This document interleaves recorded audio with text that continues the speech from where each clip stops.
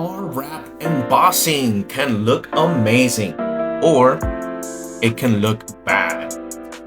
Today I'll show you what happens when an embossed logo goes wrong. And then I'll show you how to fix it the right way so nothing less than professional leaves my shop. So here what you are seeing is a cutout from our plotter here in store of a negative image of our company logo. So this first section, you're gonna see what happened to this negative logo emboss. Right, so the process is simple. We cut out the logo, the pattern, the image on our plotter. And I chose to go with a negative image just to kind of give it a different look. But in this business, we do a lot of testing, right? So this is the test. I cut it out to size.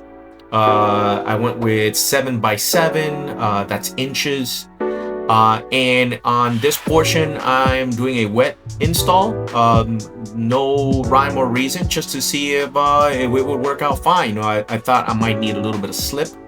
So here you're seeing me do an adjustment once I have placed that logo cutout on the fuel door. By the way, this is more than just a test on the fuel door.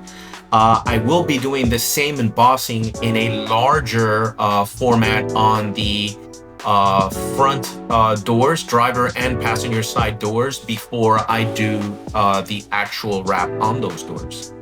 So this is a multi-piece test.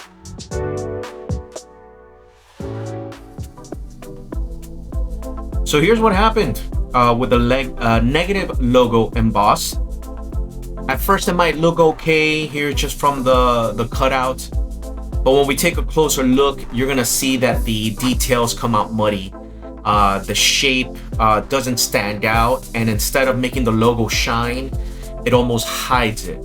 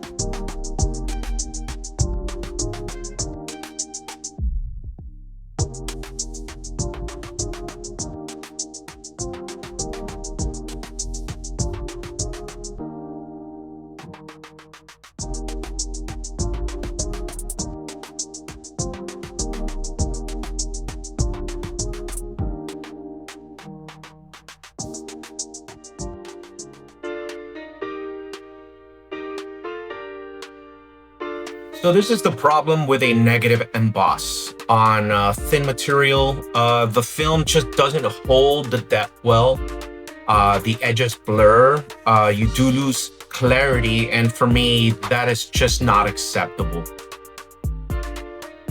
So this is my rule. If it's not sharp, if it's not clean, it just does not leave my shop, period. So I'm gonna let you see the remainder of this install in the first take.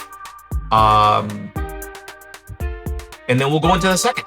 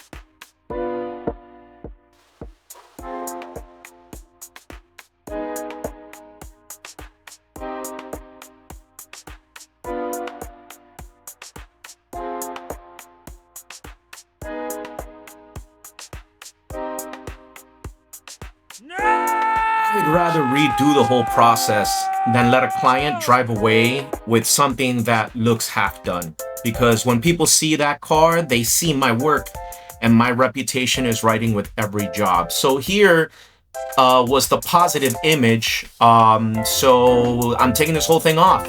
I've sped up the video to, respect your time. But again, I have to do a full clean on this side of the vehicle, a full clean, a whole degrease. And here is the new embossment that I printed again with a positive version of the logo image. So that's how we fix it. Instead of the negative emboss, I'm going to go with the positive emboss. That means that the logo will push out and not sink in. This time I am using that thicker PPF. Why?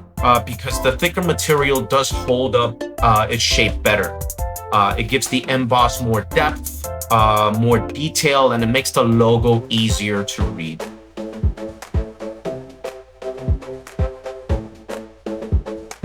So notice already how the edges are more crisp. You can read the logo at a glance, and that's the difference between the average and the professional. Everything else on the install of the actual vinyl is exactly the same. You lay it down, you heat the corners, you round them out, you cut off the excess, etc., etc. But I do want you to look at the difference from the negative emboss and looking flat and clear to the finished product. Positive emboss stands out. The logo is bold, sharp, and professional. This is why I never settle for good enough, because good enough won't get you noticed. Professional work will. So that's the process. A failed negative emboss and a clean positive emboss done right. That's what it takes to deliver professional results. If you're thinking about a custom wrap or a logo emboss, make sure you choose someone who pays attention to these details. And if you found this video helpful, hit that like, subscribe, and drop a comment. Tell me what design you'd love to see embossed next. Thanks for watching. I'll see you on the next one.